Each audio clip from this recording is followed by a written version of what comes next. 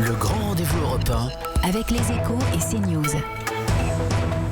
Bastien Lachaud avec Jean-Luc Mélenchon ce matin dans le JDD, c'est une tribune où il est dit notamment donc il faut ramener les soldats à la maison, construire un étau de prospérité au-delà de la belle formule. Qu'est-ce que ça signifie sur le plan opérationnel, sur le plan concret? Qu'est-ce que ça signifie? Bon, d'abord, regardons, puisque pour parler concret, il y a une chose qu'il faut dire et qu'on peut regretter, je pense, ensemble, c'est que c'est toujours quand il y a ce genre de tragédie que l'on se met finalement à parler de politique. Parce que je vous rappelle qu'en ce qui concerne l'opération au Mali, elle n'a jamais été discutée au Parlement.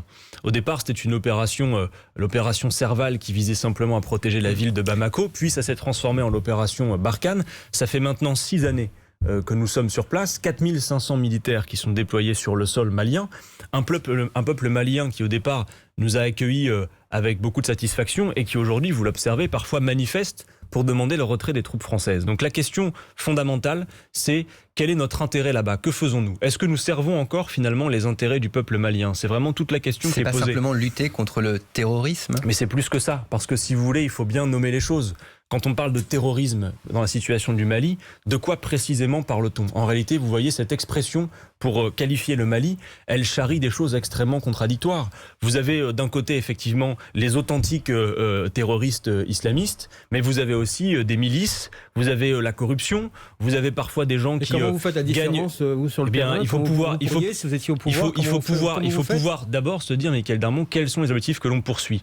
Pour moi, je crois que l'objectif qu'il faut poursuivre, c'est que le peuple malien lui-même est tout indiqué pour décider de ce qu'il veut pour son pays. Or aujourd'hui, l'État malien est complètement failli, la corruption a absolument gangréné l'État, les services publics sont absents, quand ils ne le sont pas, ils sont indigents. On demandait secours justement. Comment on demandait secours à l'Europe, à la France en particulier. Mais Michael Darmon, la vraie question c'est, est-ce que c'est toujours ces objectifs-là que nous poursuivons? La démocratie et le retour finalement à la paix civile au Mali. Si oui, est-ce que nos 6 années d'engagement sur place ont concouru à améliorer la situation? On doit regarder la situation froidement, de manière rationnelle. Mais sans les militaires français sur place, vous pensez que la situation militaire... Attendez, parce que je ne dis pas qu'on va tous se retirer en un claquement de doigts. La question est, que faut-il faire? Aujourd'hui, la solution, pour moi, ne peut pas être que militaire. La solution est d'abord et avant tout politique. On ne peut pas avoir le retour à la paix uniquement par la solution militaire.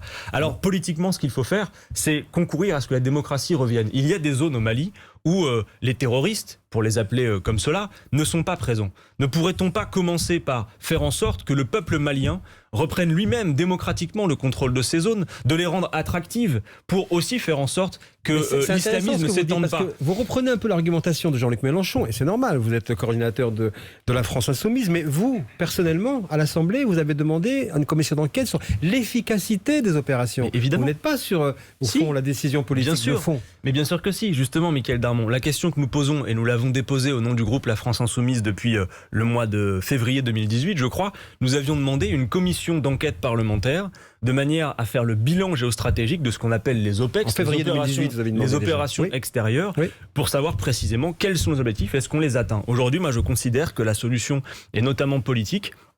Et plutôt que d'être finalement dans une situation qui est en quelque sorte une forme d'enlisement, pourquoi ne pas identifier clairement avec le peuple malien les zones sur lesquelles effectivement aujourd'hui les terroristes ne sont pas implantés? Pourquoi ne pas s'occuper à faire véritablement revenir les services publics là où ils ne sont plus, avec des vraies écoles d'État? Est-ce qu'on peut le faire tant que la paix n'est pas revenue? Je pense que c'est une condition, Michael Darmon, pour que la paix revienne. Je vous dis, il y a des zones au Mali qui sont encore aujourd'hui préservées. Mais les terroristes ont changé de zone. Ils ont pu en partir. Effectivement, ils se déplacent, mais il y a des zones sur lesquelles on peut faire revenir le peuple. Est-ce qu'il faut impliquer davantage nos partenaires européens? Comment on le fait? Je crois que c'est pour l'instant assez vain, on le voit bien.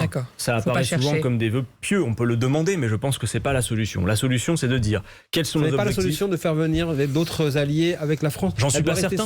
J'en suis pas certain pour la raison que, comme je vous le dis, je ne crois pas que la solution soit exclusivement militaire. Par exemple, quand je parle de faire revenir des écoles, si on avait vraiment des services publics, si on avait, vous savez, il y a des zones au Mali où il n'y a plus aucun service public, il n'y a plus de tribunaux, il n'y a plus de police, il n'y a plus d'écoles. Si par exemple, ce souhaite vraiment de faire revenir ces services publics, peut-être qu'on n'aurait pas alors des investissements étrangers, comme par exemple ceux de l'Arabie Saoudite, qui font ouvrir des écoles coraniques sur le sol malien. Voilà, il faut se poser la question de finalement Quels sont nos objectifs? Est-ce qu'on les atteint? Aujourd'hui, je suis au regret de vous le dire, Mickaël Darmon, et on peut le déplorer ensemble ce matin.